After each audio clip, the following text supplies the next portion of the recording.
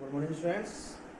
आज हम फिर आपके सामने एक नया वीडियो लेकर आ रहे हैं बेसिक केमिस्ट्री का, जो कि इस सेक्शन का 5th वीडियो है। इस वीडियो में आज हमारा सबसे पहला जो टॉपिक है वो है atomic structure. Atomic structure means structure of atom. जैसा कि आपको पता है, जॉन डाल्टन ने बताया था कि every matter is made up of tiny particles and tiny particles are called atoms. कि जो कोई भी मैटर है वो छोटे छोटे पार्टिकल से छोटे से पार्टिकल से मिलके बना है, और उन पार्टिकल्स को उन्होंने नाम दिया था एटम। ठीक है, तो हमने लास्ट वीडियो में देखा था कि एटम जो है डाल्टन थ्योरी के अकॉर्डिंग अनडिविजिबल है। ओके, तब हम देखते हैं कि एटम की स्ट्रक्चर। बेसिकली आगे आने वाले वीडियो में हम देखेंगे कि एटम की स्ट्रक्चर पहले कैसी मानी गई, कैसे कैसे उसमें डेवलपमेंट हुआ, लेकिन जो प्रेजेंट टाइम में हम एटम की स्ट्रक्चर मानते हैं वो क्या है। In an atom it is spherical in shape, there are so many energy levels and a center point. This center point is called nucleus, and these circular paths are called cells. यानी atom के अंदर दो part हैं, एक उसका centre part जिसे nucleus बोला जाता है, और कुछ उसके चारों तरफ उसकी सराउंडिंग में सर्कुलर पाथवे हैं जिन्हें हम सेल्स बोलते हैं। In the nucleus, there are two types of atomic particles: neutrons and protons. Nucleus के अंदर दो तरह के सब एटॉमिक पार्टिकल्स हैं, एक न्यूट्रॉन्स हैं, दूसरे प्रोटॉन्स हैं। उसके अलावा सेल्स में जो सब एटॉमिक पार्टिकल है वो इलेक्ट्रॉन्स हैं। वो क्या बोला जाता है? Electrons. Generally electrons negatively charge होता है, न्यूट्रॉन न्यूट्रल है, no charge, and protons are positively charge. दोबारा देख लीजिए, एटम के न्यूक्लियस में दो तरह के सब एटॉमिक पार्टिकल्स हैं, neutron and protons. Neutrons by charge neutral हैं, उन पर कोई भी चार्ज नहीं है। प्रोटॉन्स पॉजिटिवली चार्ज होता है, जबकि आउटर सेल्स में नेगेटिवली चार्ज इलेक्ट्रॉन प्रेजेंट होते हैं।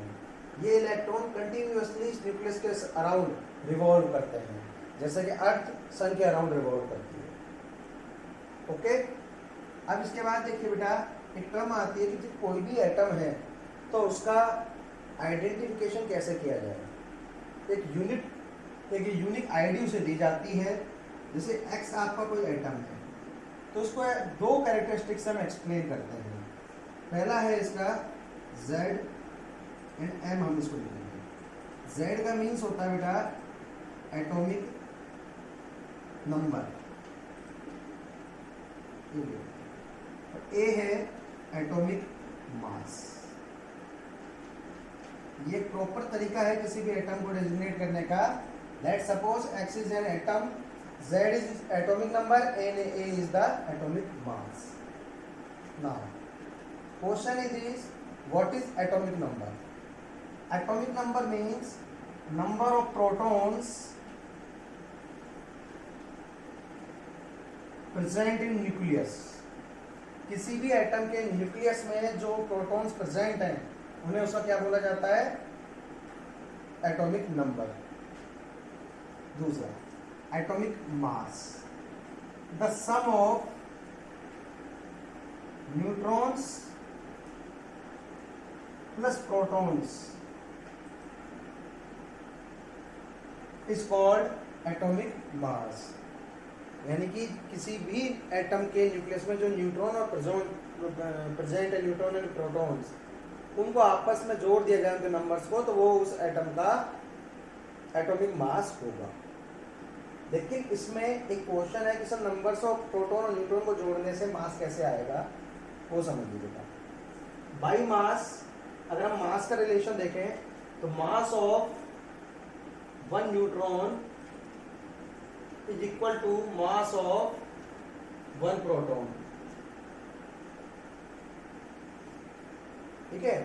और इन दोनों का ही मास कितना माना जाए, कितना होता है 1 AMU। एक यूनिट है तो एटॉमिक मास की। ये पुराने पेपर्स में पूछा गया क्वेश्चन है, what is the full form of AMU। खासकर एनटीएससी वाले बच्चे ध्यान दें, AMU means atomic mass unit, it is the full name of AMU, generally it is delineated by this symbol, okay. It's not U, it's called mu, okay. तो बेटा देखिए, neutron का मास कितना है 1 AMU, प्रोटॉन का मास कितना होता है 1 AMU। फॉर एन एग्जांपल, किसी भी एटम में 10 प्रोटॉन्स और 11 न्यूट्रॉन्स हैं, तो 10 प्रोटॉन का मास हो गया 10 AMU, 11 न्यूट्रॉन्स का हो गया 11 AMU। अगर हम इस मास को सम कर दें तो ये हो गया 21 AMU, और अगर हम इसके नंबर्स को सम करें तो वो भी 21 ही आ रहा है। तो रीजन ये है कि इनका मास यूनिट होने से 1 AMU होने से हम सीधा इनके नंबर्स को ऐड कर सकते हैं, क्योंकि एटॉमिक मास से मतलब है द मास ऑफ एटम, पूरे एटम का मास क्या है। अब यहाँ पर एक चीज आती है कि सर न्यूक्लियस में प्रोटॉन और न्यूट्रॉन प्रेजेंट है, आपने उनका मास ऐड कर लिया, लेकिन हमने इलेक्ट्रॉन को इसमें कंसीडर नहीं किया। उसका एक बड़ा क्लियर सा रीजन है बेटा, इलेक्ट्रॉन्स का मास बहुत नेग्लिजिबल होता है, इसलिए उसको नहीं लिया। तो ये तो था आपका एटॉमिक मास। दोबारा से बता रहा हूँ, एटॉमिक नंबर और एटॉमिक मास। एटॉमिक नंबर होता है नंबर ऑफ प्रोटॉन्स, यानी एटम के न्यूक्लियस में जितने प्रोटॉन्स हैं वो क्या है उसके एटॉमिक नंबर। दूसरा एटॉमिक मास क्या होता है, sum of neutron and sum of neutron and protons present in the nucleus.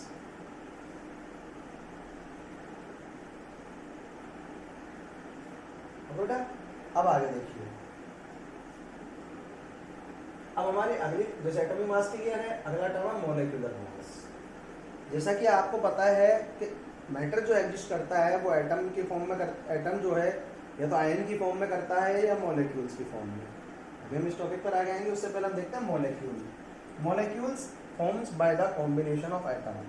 For an example H2O, it is the molecule of water and the mass of this molecule is called molecular mass। ये एक water molecule है और इस molecule का मास को molecular mass बोल सकते हैं।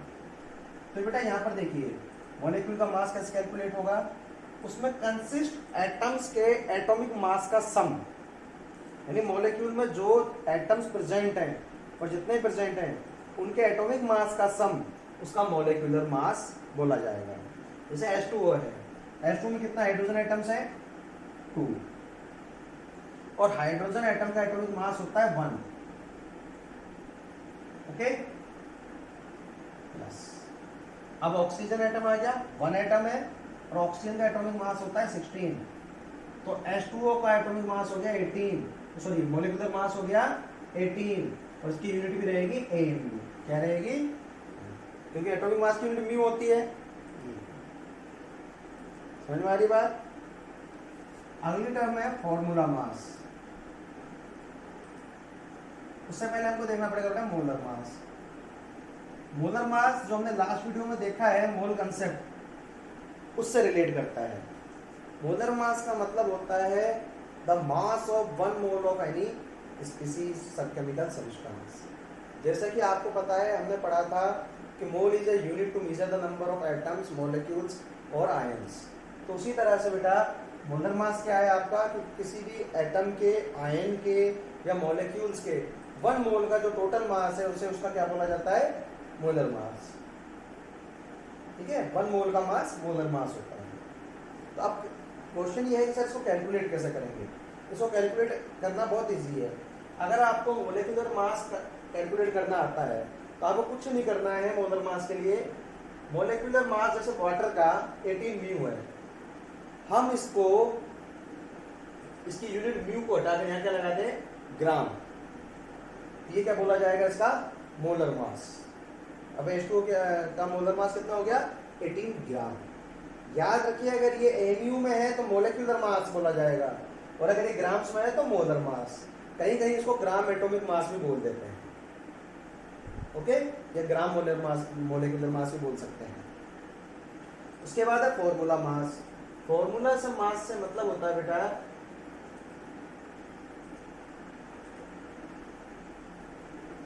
कोई भी कंपाउंड है जिसका फॉर्मूला जैसे NaCl, वन फॉर्मूला यूनिट का जो मास है वो उसका फॉर्मूला मास बोला जाता है।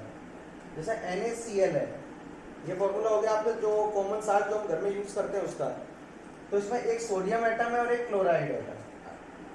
तो इसमें हमको करना क्या है, इन दोनों के एटॉमिक मास का सम करना है, और सम आने पर जो भी सम आता है वो क्या होगा, इसका formula mass.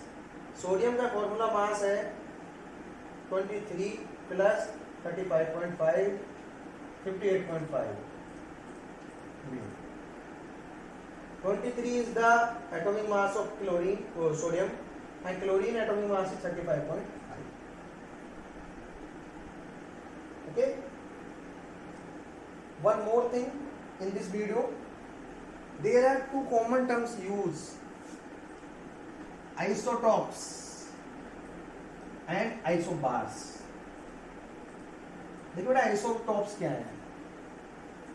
The chemical species which have a common atomic number but different atomic mass, यानी वो स्पीसीज जिनका एटॉमिक नंबर 1 है या सेम है और मास डिफरेंट होता है। For an example, these are the isotopes of hydrogen, यानी सब हाइड्रोजन का एटॉमिक नंबर तो 1 है, लेकिन कुछ हाइड्रोजन 1 मास वाले होते हैं, कुछ 2 वाले होते हैं, कुछ 3 वाले, लेकिन एटॉमिक नंबर सबका सेम है। तो इस तरह की स्पीसीज को आपस में क्या बोलेंगे हम, आइसोटॉप्स। दूसरा है आइसोबार्स। आइसोबार्स का मतलब होता है बेटा वो स्पीसीज जिनका एटॉमिक मास सेम रहे। क्या सेम रहे, एटॉमिक मास, मास ऊपर लिखा जाता है, और एटॉमिक नंबर डिफरेंट हो। क्या डिफरेंट हो, तो इनको बोलते हैं isobars. I am repeating again, isotopes का मीनिंग है number, atomic number remain same but atomic mass remain different. Isobar का मतलब है atomic mass remain same and atomic number become different. Okay बेटा, तो आज की वीडियो में आपके लिए सिर्फ इतना ही है। अब आपके लिए आज के लिए होमवर्क ये है कि आपको नेट से या अपने टेक्स्ट बुक से एक टेबल तैयार करना है जिसमें 1 से 20 तक एटॉमिक नंबर्स, एटॉमिक मास को राइट डाउन करना है। दूसरा, आपको इस चैनल को लाइक और सब्सक्राइब करना है। जैसा कि मैंने आपको बताया था लास्ट वीडियो में भी, अब कुछ ही दिनों में हम लाइव स्ट्रीमिंग यूट्यूब पर चालू करने वाले हैं, तो उसके लिए आपका इस चैनल को सब्सक्राइब करना बहुत जरूरी है। ओके बेटा, गुड डे, बाय।